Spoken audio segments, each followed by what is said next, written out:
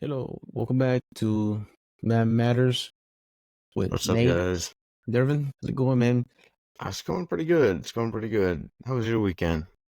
Yes, it was pretty good. What did I do? I had to work. That's I Oh, remember. I had to yeah. work. If I can remember, I made a new black belt at the gym. Oh, He really? he's from New Jersey. He moved recently here to the area in Lexington, and he saw that he came here on Saturday, and he didn't see anybody there at the gym, but Devin was there. He's like, "Hey man, like, is there a class here?" It's like, "Yeah, boss. Like, not on Saturdays. You can come tomorrow." So Devin told him about come on Sunday because Sunday we have open mat. Hmm. So he sent a group chat, let us know, like, "Hey man, we have this guy here that he's gonna come." You hear me? That he's gonna come tomorrow. He's a black belt, so he went and meet him. He said he trained with a couple of guys. Like some guy named Igor, Rafael dos Anjos, and those that he trained with. But he's from New Okay. Jersey. New Jersey, Summit, New Jersey. I think that's what he said. Okay. Yep. Huh. Yeah, that's pretty cool. Yeah, I know. That's always pretty cool to roll with somebody who's got some experience. And Yeah, I wish I had more yeah. time because I went there during my lunch break. It's like, oh man, I wish Oh. I had more time because I have to go back to work. Well, yeah, man, it was pretty good whenever, especially meeting new black belts from different areas. So you like Yeah. see you can test Exactly. yourself. Mm-hmm. Yeah. New looks, new styles. That's always fun. How about you? What do you do for the weekend? Let's see. Well, not the weekend, but last Thursday I saw the new Deadpool movie. It's Oh pretty yeah, interesting. who was it? It was pretty good. I liked it. I'm a big fan of Deadpool and Wolverine, so I had to go see that one. Um, Buffalo Canadians. I'm trying to think what else. What did I do Saturday? I did something. I think I got up. I went to the gym. I do not remember what I did that evening. I did something. Sunday I went over and I actually drove a couple hours away, and uh, one of my brother's friends smoked a pork shoulder, so that was super good. But How long um, does that usually take? he started it that morning, so I think he said it was like around 8 hours for that one. It was super good. I mean, that's hard to beat. Yeah, But I remember one of but my first job I had was here in Lexington. I was in college. I was dating this mhm. girl, and her dad was the manager of like a furniture place here. And for Christmas, for the bundles, they give you a butt. They call it butt. So everybody got one of those like for Christmas. Really? Okay. Yeah, yeah. I think like her parents, and then they went out of town. I was still at their house by myself, and that's what I ate for the weekend. You see the whole thing by myself. Nice. Hey, that's good eating right there. Yeah, I was like, I'll take that.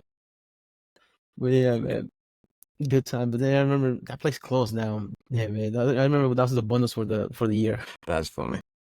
Yeah. Uh, huh. I've heard like what's one of the ones from some of the locals. I've heard like was it honey baked ham? Are super good or something like that. But I've heard they're also wildly expensive Like for like the ones that like Spar ones. I guess I to be honest, yeah, I haven't looked into them a whole lot, but I don't know. I've heard locals recommend them, and apparently they're super expensive. So I've Oh never man, never done it, but no, it's brisket. Have you ever tried? that's I mean that's top tier for sure. You have to commit to that thing. Yeah. If you're going to have make cook that, you have to get all the ingredients, at least 2 cases of beer. Because that's what we do the rest of the day. Funny story, my dad, when he was in the army, he never know how to grill. Because whenever we had to grill for that, my Hmm. dad put my brother eyes like, yeah, I don't know how to grill. Because one time when he was in the army, when he staying with his roommate left a chicken or something like that he was cooking. It's like, hey, make sure you keep an eye on the chicken because it's on the grill. It's like, okay, when he came back, the chicken was still raw. So like so many minutes, he'll go there and flip the chicken, but he never kept an eye on the fire. He just kept flipping it. Like, what the hell is this shit still raw? I'm not cooking. So they're supposed to have you, man. You just gonna flip it. Thing's gonna cook by itself. So that was, well, every time like go like every time we had to grill the family, he'll have my brother and I grill. But my brother, man, he used to kill that because he used to, the lighter fluid. He'll put lighter fluid on the coal on his own, but he'll put it on the grill. So whenever you eat it, you taste the they give you that smoky taste. Yum. Yeah. You have a sore throat for the rest of the week. Yeah. Like when your family smoke? No, man, my brother used to blow that lighter fluid on the grill. Nothing like that, I'm sure. Oh, man. Sharp bro. Yeah. Oh, Gee, that's yeah. wild. It felt like I was. What's the cute thing that you sift gasoline out of tanks, gas tank, out of people's gas Oh, tank? this siphoning it? Yeah. Yeah, that's what it felt like. Your throat's just jacked up from that. So gross. I was wondering, like, why is my throat always sore on Mondays? Like, oh, that's probably why. That's funny. Yeah, Okay, man. good. Family, I got family. a trade secret. Oh yeah. Hold Hopefully on. this is maintaining connection. I keep saying my internet's like trying to establish connection. So hopefully Yeah, I that's all see good. that. But Oh man, do you have any family recipes? family recipes, I'm trying to think. Like my mom used to cook like homemade bread all the time, so we have that one. It's like Uh, nah, it's just like regular white bread, but okay, really good thing. I feel like there's more because my mom cooked all the time, but um, okay. Because yeah. that's one thing. Like they say that people, whenever they do like they start like sourdough, and then people just commit like that's also one like hobby that a lot of people do, like sourdough. I heard Hmm. about it. Like people Hmm. make fun of it because I see like a marketplace like aged sourdough. People sell it online. So I know it's a thing. Yeah, yeah. I've had it before. It's pretty good, but yeah, no family recipes as far as that one. But trying to think. Oh, you sent me that article on the girl getting sick after swimming in the canal for the Oh Olympics. yeah, the Sign River.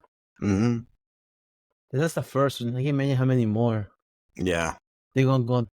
I will say from the report, it wasn't super like confirmed Mm-hmm. because they were saying like we haven't confirmed it. Then there was a couple other like news places that hadn't confirmed it. It was only like the one Belgian Traveling. news that had Okay. said that she actually had like E. coli Mm-hmm. problems or something like that. They probably should have bad sushi before that. Yeah, who knows? Oh, uh, okay. Another funny story. Well, I had this manager I used to work with before, man. No names. He SS. used to he was from Vegas. He used to party hard. Hmm. And then one of those nights that was binge, like doing all kind of drink, cocaine, all kinds of stuff. And then the next morning he went to pee, and his pee smelled like bad. Like, oh my god, like I should slow down on doing cocaine. But actually, he had asparagus the night before. The one healthy thing that he has all night was a little bit his pee stink. He tastes like, oh man, my kidneys are going bad That'll already. throw you off. Yeah, that'll throw you off bad. I was like, wow. Dude, I love some asparagus, but yeah, that's that's rough afterwards. Oh yeah, the brewing in there. I read an article about it, like trying to figure out what smell like that, make you pee smell like that. Hmm. According to the article, said they can figure out what's the reason what smell like that. Because I Really? know like some other greens, like for example like kale, and other ones that are high like vitamin K, they Hmm. have this. It's like a defensive mechanism of the vegetable.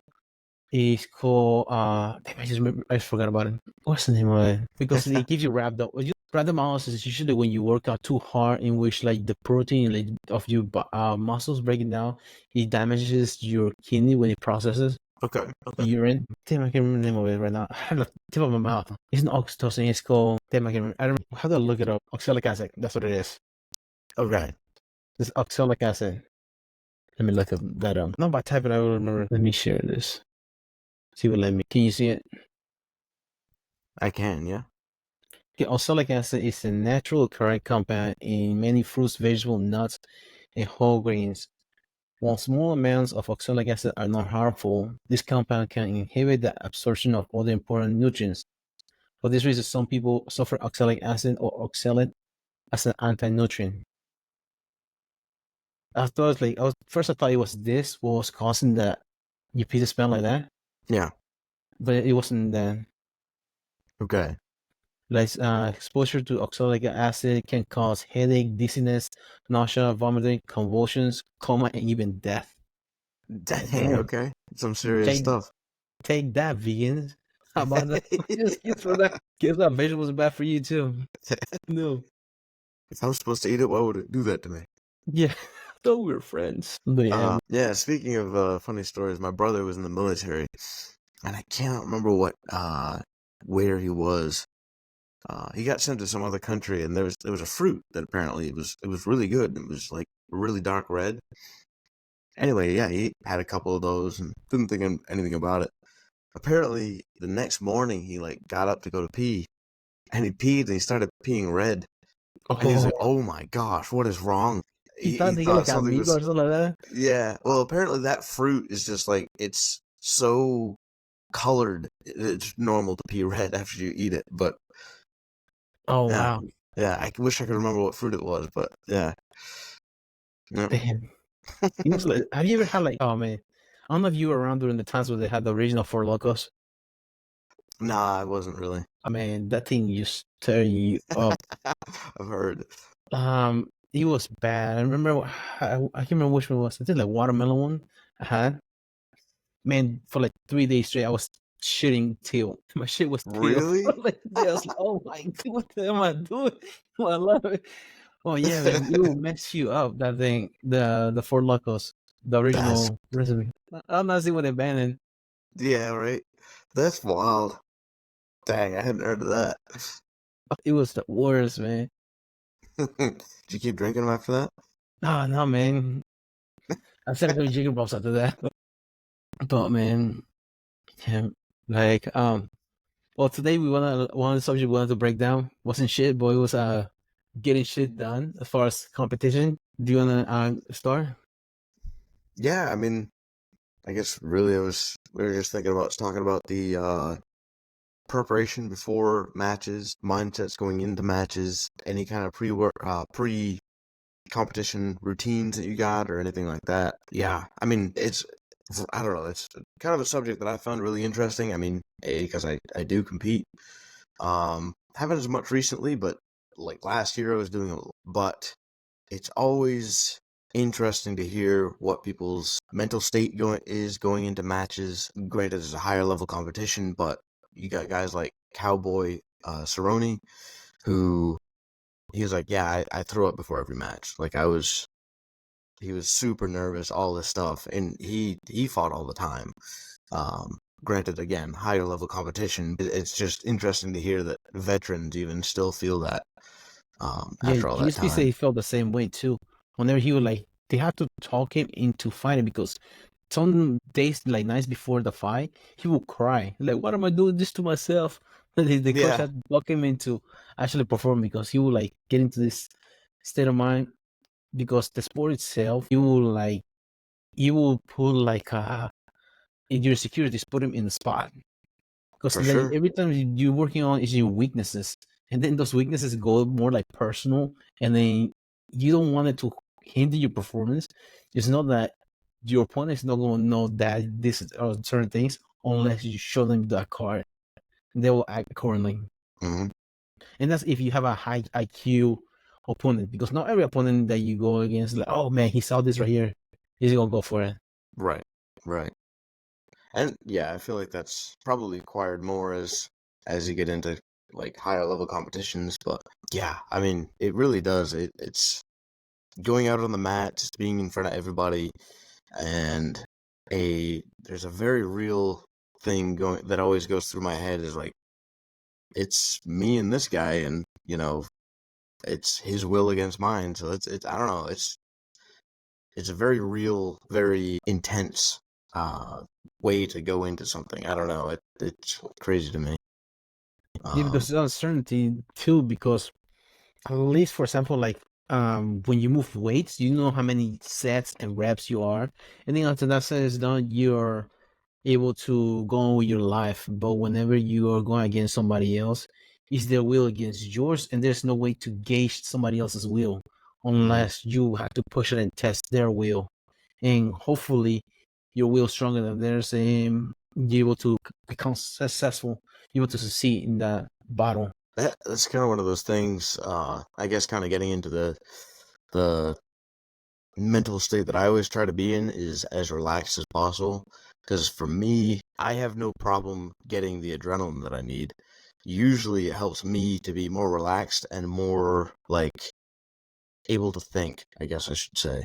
that's kind of my limiting factor in there, is being able to think under the pressure, being able to, okay, he's doing this is what I need to do, kind of deal. I don't have any problem getting amped up enough to be in the match. You know what I mean? Yeah. One thing about, like, for example, competition prep, it's like being able to get those reps. I can't remember. I listened to a video recently about somebody was talking about their frame, like, state of mind whenever they will go compete. His coach asking, "Hey, what are you thinking about before you go into the match?" He never thought about it until the coach asked him there. There are a few things that he was worrying about was being able to defend, be able to not get scored on, and also about getting tired. Mhm. So basically, he was like in a negative, or like I really like a losing mentality. You know, where you're going like, the coach can just go out there and wrestle. That's all it is. It's a game of games. This is just another game in which they're gonna keep score, or you're gonna come on top. So you're gonna go up there, and you might as well just go on your own will. And that's why he was able to get it, to put himself in scoring positions because of being in that mentality. But if you're always thinking about defending and stuff like that, you're more than likely you're gonna be behind the ball for during the match. That makes a lot of sense. That's an interesting one. So, like, when you go into a competition, are you thinking about what you want to do to him, like implementing your game, or are you more concerned with taking them out of theirs? I'm more worried about what I'm going to do because there's nothing I can do to control the other opponent. If I'm able to go, like, for example, like that last match I had, that's the only match you see me compete. Yeah, I believe. Yeah, because like, the last match I had was, at first I was like, man, I seen this opening because I seen he went against Adolfo before. He went against all other guys. I see like him fighting wasn't really that good. Takedowns that I've seen, like, he was just bull rushing people. So as long as like a train, as long as you don't stay on the track, you won't be able to catch you. Yeah. So I know about that. And but first, like, man, I'm gonna go through this guy. I must submit him before the 5 minutes. And then I had a talk with Matt. It's like, man, dude, you know how to wrestle. You know how to get in good positions. Just stay in good positions and just run him out. Just wear him out. And for the first 5 minutes, and then after the 5 minutes are done, you start scoring and scoring, making a boring fight. Because the more boring you make it, the more frustrating he's gonna get, and the more mistakes he's going to be because you're gonna be in the better position. And that's what I thought about. So like, I was like, okay, so if I'm going to be doing that, I have to have a gas tank. So the worst thing that I have to work on is my conditioning. So I'll just get on the elliptical and just go out there, just go as hard as I can. And so like those insecurities that you think about, like some music that you listen to, is like, man, like this happened, that happened, like come to your head because it's doubt. But it's like, dude, this is going to be the fuel. This is going to fuel me whenever in the competition. But as soon as you step on the mat, all that's off the board, Right. all that's on the table. You have to work with what you have in there, impose your will on the person, on your opponent. Because if you're feeling doubtful, which when you're running, when you're going against somebody, you're getting tired, that doubt is going to be there. So it's like, oh, I'm in a familiar territory. I was going to show you that. Do you know the boxer Telly Atlas? He's a coach. I don't.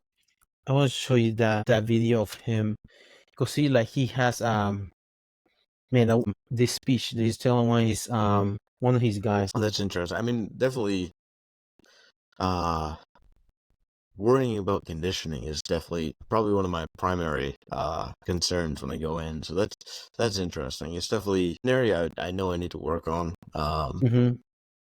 Because if you know that you don't gas out, Right. if you're able to keep your conditioning for our class, just know that when you are in the match, that you can depend on that gas tank, fuel tank. If it's only gonna be 10 minutes, well, it's gonna be just 10 minutes. It's gonna be hard 10 minutes, but I will overcome regardless. Yeah, that's valid. Because if you get too stuck in your head, this cortisol levels go up. You start worrying, like you start like getting more like your muscle fatigue and stuff like that. It doesn't help your performance. Let me see the one. Let me share my. Because he says something important, like just like I was just saying. I just remember about that. They said that during one of his boxers. I got a secret to tell you. Didn't I tell you the rounds would fly if you concentrate? Did I tell you? I told you the rounds would fly by if you concentrate, right? All you got is 15 minutes. Can you be strong for 15 minutes? Can you? Listen, your concentration is leaving a little bit. Pick it up. Pick it up. Don't pull it straight out. Then you need to be strong on the inside and go around it. Let's control the outside.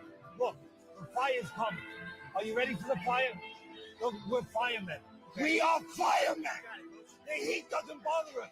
We live in the heat. We train in the heat. It tells us that we're ready. We're at home. We're where we're supposed to be. Flames don't intimidate us. What do? We control the flame. We control them. We move the flame where we want to. And then we extinguish them. Control the outside of urgency. We are firemen. The heat doesn't bother us. We live in the heat. We train in the heat. Flames don't intimidate us. What do? We control the flame. We control them. We move the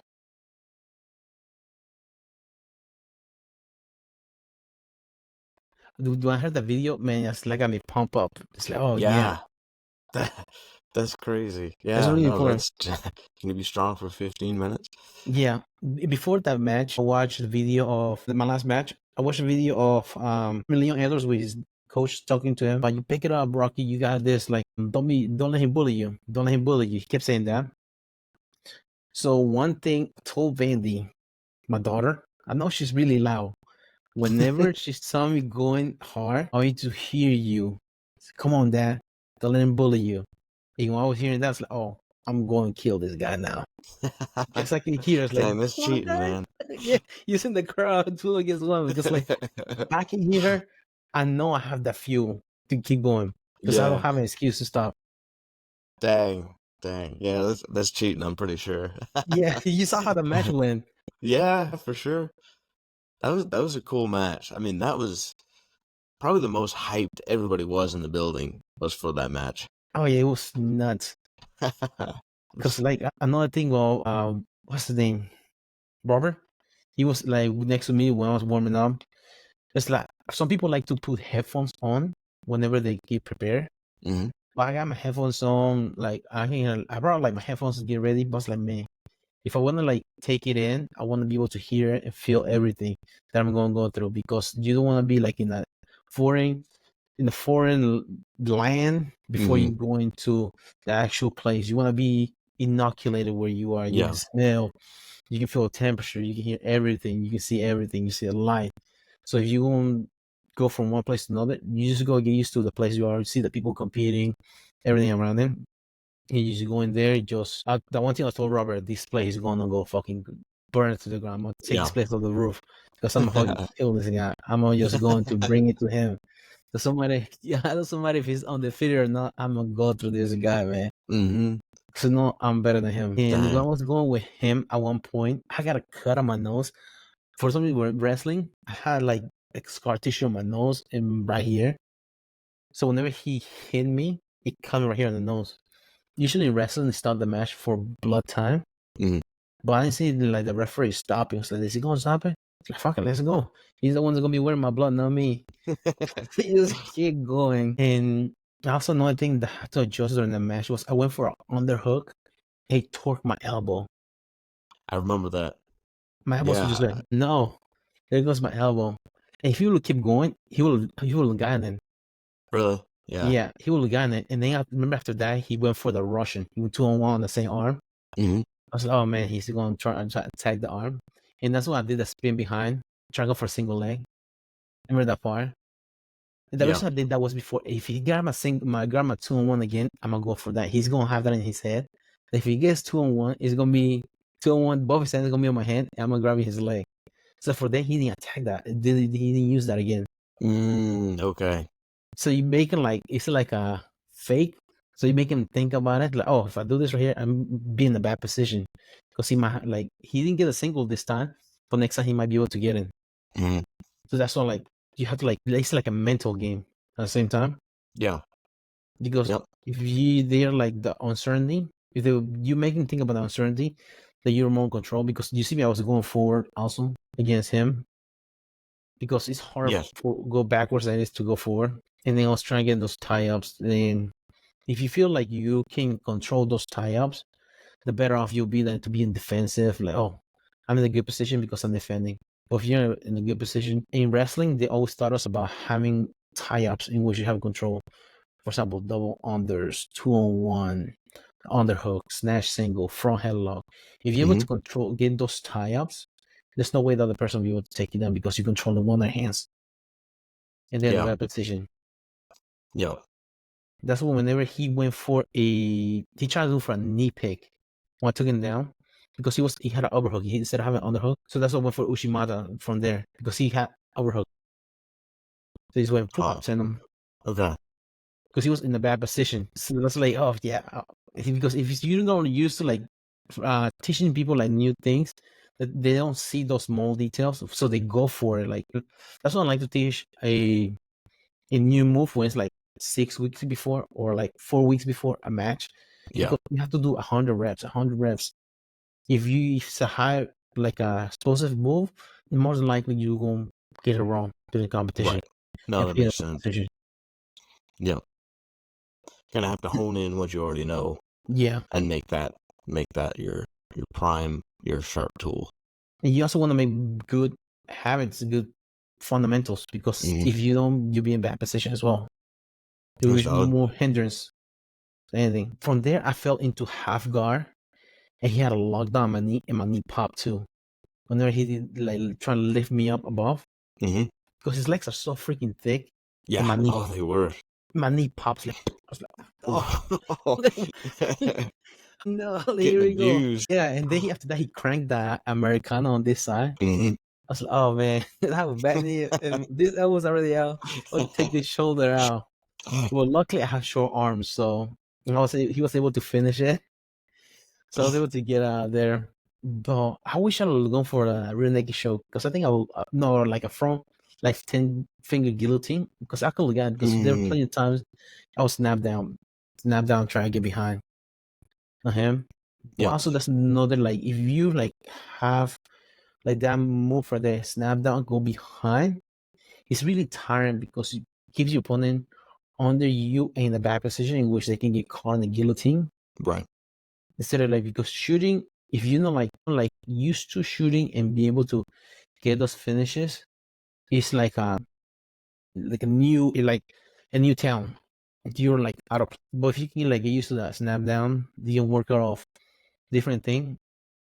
Because a lot of like other wrestlers from other countries, like overseas, they talk about Americans also infatuated with leg stuff because they do a lot of throws and things like that, upper body trips, things like that, but not so much like grabbing legs.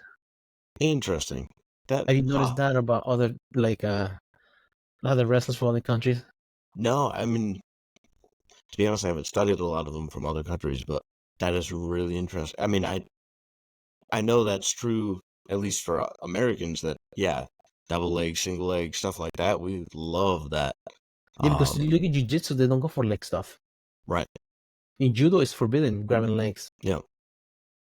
Just like Americans, they're always like, you see like the national tournament, you see a lot of like. I wonder why that is. I wonder if that's just something certain people decided to go for and it just kind of spread in certain districts, or I'm not sure because in the United States they use folk style, and one of the guys I remember being like pretty good was John Smith. He has a low single.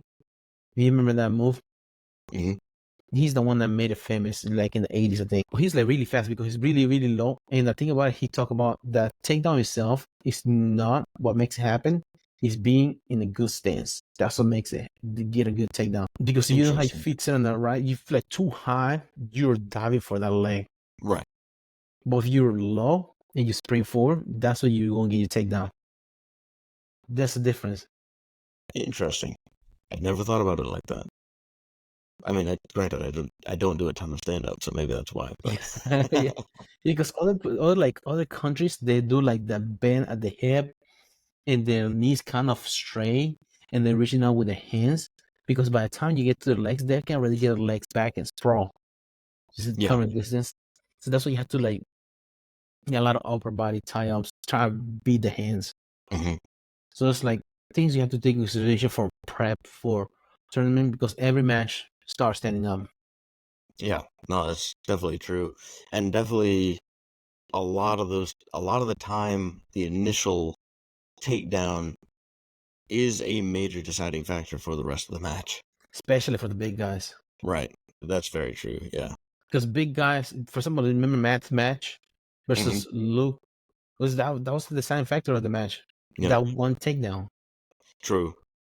That was a wild one because it kind of took him down into the crowd. I don't know. That was a whole thing, but Yeah, I don't that was understand that because usually when you take somebody down, you have to have control before they can score, right? right. But immediately since he took him down out of bounds, they count that as takedown. So how's something else like a takedown? There was Right. no control, no nothing. Yeah, You gotta that keep to the me, show going. I kind of think that's what it was because yeah, I agree. There was no. It's kind of like the went for a takedown and then ended up like shoving Matt into the crowd. Matt fell over, and it was kind of like let's takedown, but that was the only point scored the whole time. Yeah. Also, notice that Sack, he did the same thing. Whenever we went against Dolfo, right at the edge of the mat, as long as if it was in bounds, they kind of takedown.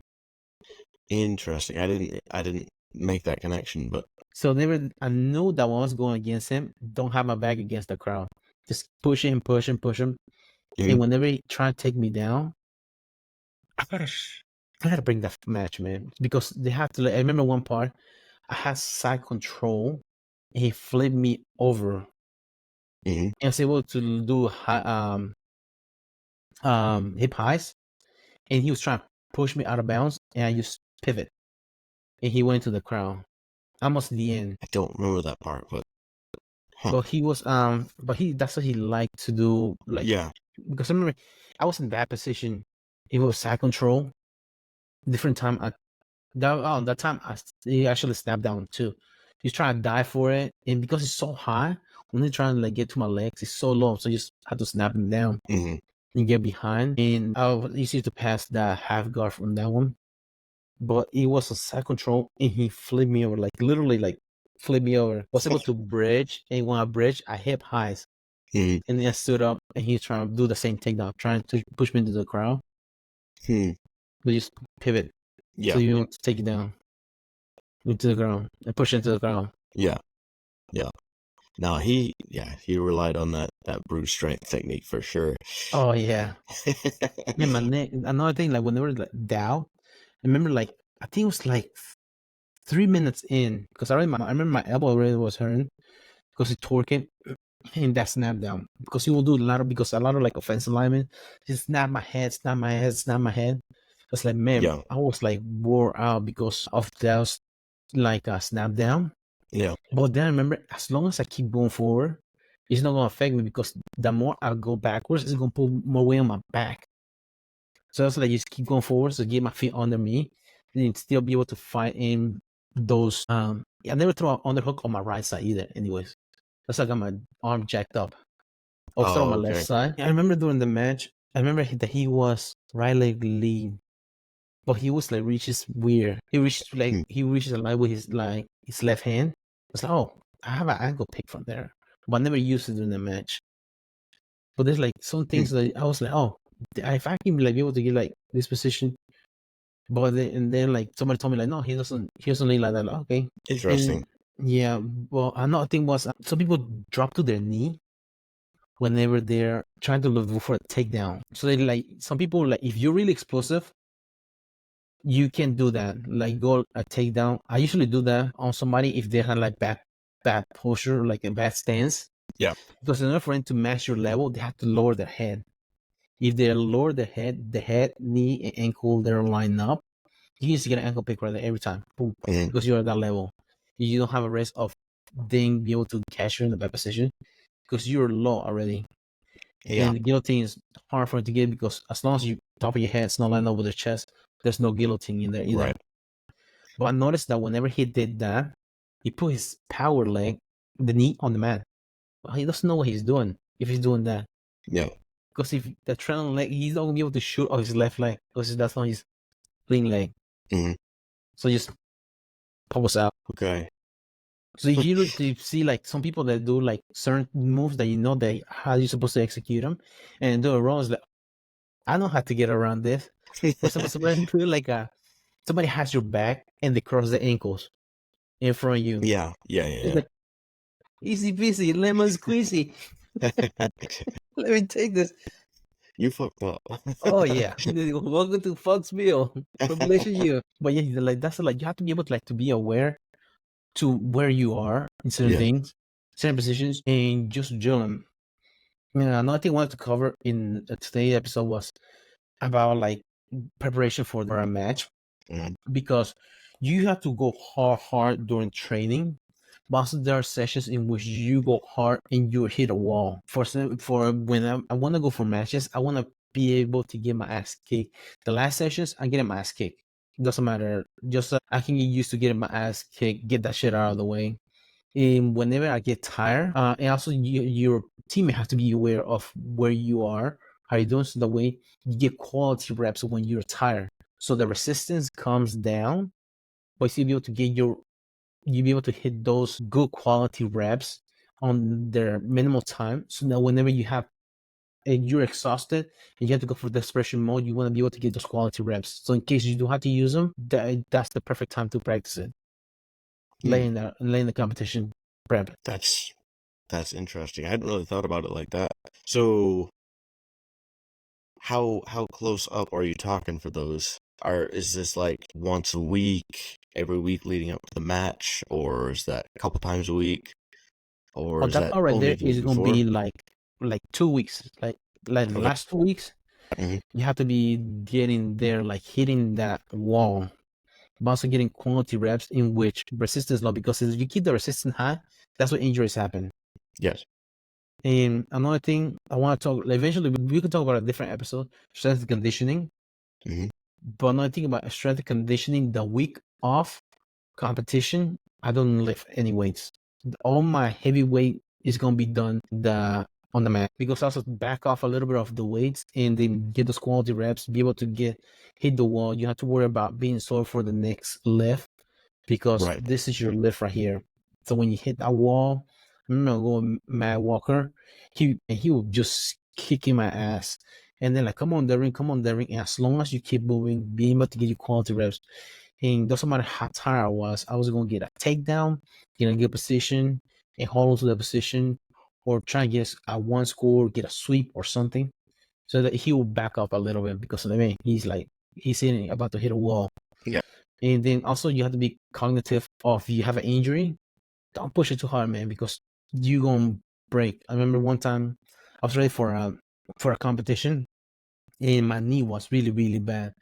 And I was like, I'm gonna sit out this round. And one of the guys that was there for striking, like, come on, Dervin, you don't be a pussy, like whatever, man. I need to back up, because that competition is a Thursday. I have competition in 2 days. I don't want to like hurt myself. Competition, Right. and then Yeah, no. regardless, this round doesn't fucking count. So what do you care about this fucking round? This not the one that's gonna make me win. If I fucked up all the way to here to this round, it's not making a fucking difference. God. Yeah, So that's true. so I was like, man, I just gotta keep moving. So if I'm not doing something like on the mat, just keep moving around, like getting a jog or moving around, so I can be able to keep my cardio. But I still went double goal in that tournament, so fuck that guy. But you just gotta be cognitive of those, like, you have aching injury, make sure you take care of it. And if you're hitting wall, your partner has to like back up a little bit, but still keep the give those quality rest while you're tired, because you will need them whenever you're tired and you're losing in the match. Yeah, I mean that does make sense. I've heard, yeah. Wow, I guess that leads into that other subject. You've been, at one point we talked and you said, I think during some of your workouts, your more intense workouts, you'd try to like force yourself to think of solutions to different positions that you could get to put in or stuff like that. You doing that on a regular basis? Yeah. So for example, like, if I'm not able to like to get a bad position, falling into a get taken down, get my guard pass, and getting into side control bottom, now I want to have at least 3 options to be able to get out of that bad position. But at first, I want to make sure that my first option is a solid one, to be able to like get there. So in case I do fall into the other 2, I'll be able to use it. And then I like to do a lot of footage for my prep. So I like to like use my GoPro. It's like, man, what happened here? Like, because things happen so fast during practice that you might miss something. But if you were to like to go back and like review some stuff, like, this round it was easy round.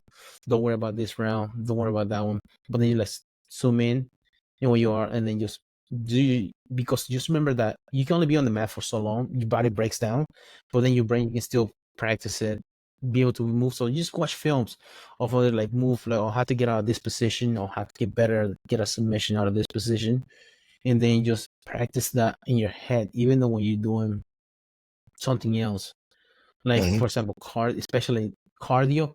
So okay, so if for example do a round of like 3 minutes, and then you just think about that position, you fall in there, will have to get out of there, because that's where you're going to need your brain functioning, where your cardio is shit during the time those rounds. Right. Yeah. That's very true. It's definitely something I need to try doing that. I think that would be very beneficial, and yeah, would play a part in one of my weakest areas, I think. I like to go sense of urgency, like the last 10 seconds, I have to get a submission. For like whenever I'm going rounds, the last 10 seconds, I have to get a submission or something. You have to make new tabs, so that way whenever I have to get to there, like, hey, this is the emergency button, have to hit it, you have to find something from there, the position that you're in. That's another thing I like to practice for competition. Yeah, I mean, that would make sense, as in, I mean, within 10 seconds, there's not much chance of things getting way worse for you. So, yeah, you can do something maybe a little bit riskier, but try to get that sub. Yeah, worst case scenario, time runs out, in which you're okay with that too. Yes. Yep. Also, it makes it like a game too, because now your teammate is thinking about that as well. Like, this motherfucker's going, like, and for example, like we do practice a lot with music. So like certain music, you will like find the tempo. So like trying to go like, oh, here comes the beat, it's about to drop. I'm gonna just go ham, because also you have to in competition. You have to be able to do that in intervals. Okay, have to go try to slow down, get position, to be able to like, oh, this is 5 minutes left. So, okay, let me get a good position. Try to see what I have here. Moving around, change to another position. Side control, be able to get him to his side. That threaten a head and arm, so they try to get out of there. Try to take their back from there. And then just trying to like be able to get those transitions. So one thing I like to also practice is getting 3 transitions before I go for one submission. Just kind of like, like a sequence. So in case you try to go for something, he escapes out of there, you have to get into the next position, next position. When you see the opening that they give you, boom, go for that. Yeah, no, that's pretty good. Get some practice riding. So is that you thinking like by transition, you're thinking like side control, mount, taking the back? That kind of, okay. Yeah, side control, knee on belly, north south, then go mount, try to like do something, try to ding back again, knee on belly, try to escape out of there, take their back, like spin around, just to get around. So the way it's kind of like a flow in which you to keep the pace going, because you don't want to stop moving, because that's one thing. It's the difference of jiu-jitsu compared to like other like MMA and wrestling. Be able to keep the tempo going, keep the pace. You seem like whenever I go, I usually just keep moving, just don't just pause them out. Yeah. I mean, yeah, it is crazy. I mean, you talk about the keeping the tempo, keeping things going, but I mean, yeah, jiu-jitsu is definitely something next level. I mean, I've like the who's number one competitions that have gone for like 2-3 hours before. Oh yeah, between competitors, that's unbelievable. Granted, I know those are, top tier athletes, but it just goes to show like how you can keep that tempo going. There's some times when you're pushing really hard, other times when you're, holding back a little bit, but, scoping out your next move. But yeah, no, that's pretty crazy. Which one was it? Was it Polaris that was like that? It's a long time. I mean, Morris, in which like it was you're like, it was a draw. Like, dude, the whole time you just going, it was just a mission only.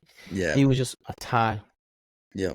I think Metamoris was like 25 or 30-minute rounds, sub only. Yeah, that's what EBI came in after that. Hmm. Kind of like the opposite of that. Trying to find Yep. criteria because I remember Eddie Barber was coming into Joe Rogan's show and he was talking about the rule set that he's going to go for. Mm. So EBI is like submission only, and then the tiebreaker is usually a spider position, back in 50-50. Is that or was those three positions that I can remember? Yeah, so Spiderweb, is it 50-50?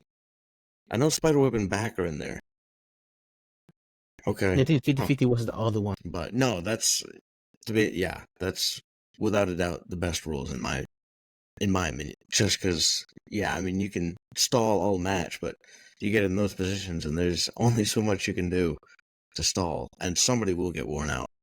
Oh yeah, because it's a bad position Yep. that you're in. A lot of people they used to practice like those situational rounds, and Danaher started doing them. Chad, we used to like take down over there, and they used to do a lot of situational rounds. What's another thing I was going to talk about? Oh, I've seen Craig Jones.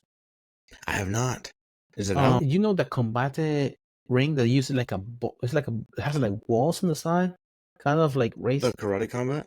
Yeah, Yeah. that's what they use it for their man. Nice. I really like that. I think that's a really, really good Yeah, arena. because the closer you get to the edge, you don't have to worry about falling to the crowd. The closer you get to the edge, easy for you to get taken down. So stay in the middle. Yep. Don't go to the edge. And like if you get taken down, it's not even necessarily wall work at that point. I don't know. I really like that. Yeah, that's why he thought about that because don't have to worry about the wall work because if MMA guys they use that a lot, the wall because it's kind of like the ground, use against the wall. Yep. Yeah, exactly. The rules, I think the time's gonna be 3 5-minute rounds, and there's gonna be scored 10-8. Score what? 10-8 rounds. It's kind of like MMA, and then they're going to show the results after each round, like live results. That's cool. That's cool. I have a feeling this is going to take off because this is going to be action packed. Not only do you have a ton of money on the line, but you also are seeing the results that quickly. That's crazy. Yeah, I remember he went to the Jocko podcast talking about that, and then this. Do you know how many like for participating? Do you know how much money they get paid? Isn't it $10,000? $10,000 and one. That's what they get paid. And one. Yeah, because remember if you win certain divisions in ADCC, you get $10,000. That's the $10,000 and one. That's hilarious. But if you win the whole thing, you get $1 million. Yes. Yep. So if you're like between second and first, is that much difference? That's crazy. People are going to have their arms ripped off, I think. Yeah. So that's why they're talking about that during the match. I mean, during the podcast about like, why somebody breaks the arm and they win. But like, well, if he's not able to, do you have any alternates? Like, no. If you have to go to the hospital, the other guy won. Doesn't matter if the match is over. You lost. Yeah. You clearly lost that. Yeah. So a lot of people, they're going to get their arms, legs broken and they're going to keep going. Yep. I mean, yeah, people do that over little plastic trophies. I can only imagine. Oh, yeah. People don't tap. That's why Joko was talking about. They might implement more chokes in this event because people are not willing to tap. It's valid. Although, I mean, I guess if you're sending him to the hospital with a broken arm, and that probably would be the end of the match. It's got to be, right? Oh yeah, it has to. So see one bone sticking out of their chin.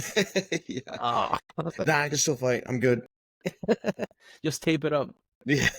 Nothing but a flesh wound. I got another one. It's fine. Wow, man. Yeah, that's nuts. And then you have Mackenzie Dern. She has a match. Really? Yeah, she has a super match. Oh, that's cool. See. Oh. Look it up. Because I think he released the brackets. Was it yesterday or today? I did look a little bit into it. Let's see. Just seeing some of the people that were in it. Not necessarily the brackets. But man, Pat Downey is going to be... I hate that guy. Pat Downey. He's like a good recruit as far as like for wrestling, but he's a knucklehead. His nickname is the Lizard King. That's how annoying he is. Lizard King. Like, fuck you, man. Nicky But they have Jason North Rodriguez. in there. Dang. Yeah, so Nicky Ron versus Max Jimenez. Oh, Fiona versus Mackenzie Dern? That versus Dang, Rock that'll be Hall. cool. Huh? Fiona versus Mackenzie Dern? Yeah. That'll That's be a what it cool is. match. Oh, they canceled the Mikey Russia versus Musumeci? William Tackett. Huh? They canceled Mikey Musumeci's match? I guess so. Looking in the super I know he fights, was it's competing in crossed that. off on this one. Yeah, they said he was. But I guess not anymore. Oh, wow. Probably somebody said something about pulling bro. He got mad. Yeah, probably. Jason North is like a good wrestler. He for Penn State. I think it's like 3-time national champion, 4-time All-American. And they put him in the first round against Ty. Oh, gee. Yeah. But also I think he's a blue belt or purple belt on the ATT for the jiu-jitsu, because I have jiu-jitsu like an MMA gym, because Bo Nickel, he trains out of there too. I think one of his main training partners is Jason North. Even though he's active in Olympic wrestling, he does jiu-jitsu. He had one recently too, a jiu-jitsu match, his first match. So I think it's UFC, the one that they put recently. I think he was in that one. Okay. But he's pretty, like, he's like really technical. But against Taro Tolo in the first round. That's nuts. The lineup is just, it's crazy to me. Nicky Ryan versus Andrew Tackett. Kiro Tolo versus Matthew Dennis. And they're gonna be on YouTube. Then of course, it's gonna be 16 and 17 in August, and then ADCC is 17-18, because they don't overlap one day, but the finals is during the day, and then like the ADCC goes throughout the day into the night. Okay, dang, that's Because gonna they're be worried about about overlapping both of them, but like, it's only one day that overlaps. Not really. That's like Greg John says. Like both days. I'm curious to see. I mean, yeah, just if ADCC feels dead compared to what it was. It's almost, I mean, in some ways it's a little sad, but then also, they're bringing up some pretty decent points that, ADCC could be paying their competitors more, stuff like that. So it really has kind of brought an interesting light to it. But to be honest, it feels undeniable what ADCC has done for the grapplers, just in general. Like making it big, making it more popular, because there's been nothing like it, as far as I've seen, anyway. Yeah, but I mean, since '98, they've been working on that. And they put it to the big stage, but also like $2 million for venue for T-Mobile to rent it for that. Yeah, it's like, man, which kind of like the Olympics. They've spent a lot of money and stuff like that. And they can use all their stuff. True. Yeah, the Olympics because I was thinking like, what? Like, remember we had this conversation about what if the jiu-jitsu they bring into Olympics was like, man, will that be the good move? Because athletes don't get paid that much. It's just like other than sports, just like ADCC. So I don't know if it will be like a good move, because I remember I have to take consideration in which the athletes that are in the Olympics are more like amateurs, because they don't get paid like professional. Like, for example, like the NBA players that play in the Olympics, they do get paid a lot of money. For boy in soccer, in the Olympics, it's like basically a U23 tournament, but only you're allowed to have like 3 players that are in the senior level for each team. Really? Yeah, but for basketball, they don't have it like that. That's the only one that I know of that are like that. Soccer event. That's crazy. But also, it's not. Also, another thing might be because it's not a FIFA sanctioned event.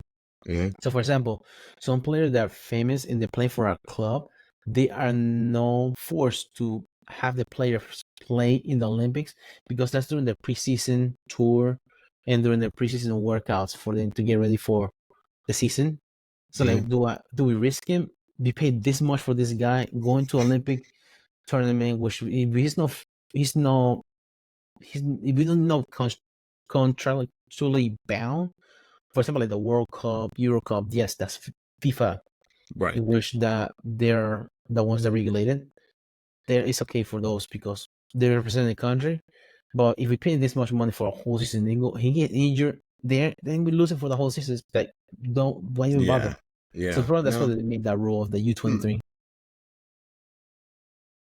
That's interesting. Oh, that'll be. I don't know. I'm looking forward to this. Oh yeah, me too. Be You watching know what they're streaming this on? YouTube, YouTube. Facebook, and Twitter for free. Really? Okay. For free. That's what That's awesome. that interview. Yeah. Renato Lorenzo was saying that he's putting water in his face. Get the fuck out of here. For Yeah. free? How are you supposed to make money out of this? And Chris is like, this is charity. Like, what about the kids? That's crazy. Yeah, it's doing all for free. YouTube, Facebook, and Twitter. I guess I'll be watching some YouTube then. Yeah. Oh yeah. Yeah, it's easy access because you don't have to like a subscription for it. Mm-hmm. That's the thing. Like, Flow Grappling is like $160 a year or something like that. Oh yeah, and then their production quality is not that good. We can shoot that with my equipment that I have right here. Yeah, it's But true. one time the stream crashes and it's bad Mm-hmm. during the matches. Yeah, they got the camera pointed in the wrong direction or something. Yeah. Yeah, for wrestling, they're the same thing. They have the same issue because some of like the tournaments, they host them and it's like terrible. And like the good shot that they got, and most of the time, it's not really that they have like their own cameraman. They have contractor, like camera on the production. They are local and they're right. So like, you don't really have like.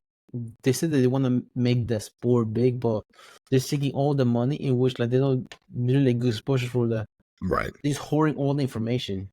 And then this other guy, Paminale, he has a big feud against Flow Wrestling and Flow Grappling. That guy, that I think it's Chris, that's his name. He has a big vendetta against that guy. And every time he has like good shots of matches or he had like breaking news, he releases it before Flow Wrestling. They get mad at him. Let man, I have the information, man. He had a good insight. And then, like, for example, this coach is going to go to a different school. Don't ask me how. And boom, sure enough. That's funny. That's really funny. Well, shout out to Pat. I want to shout out to some of our listeners. I was looking at our numbers.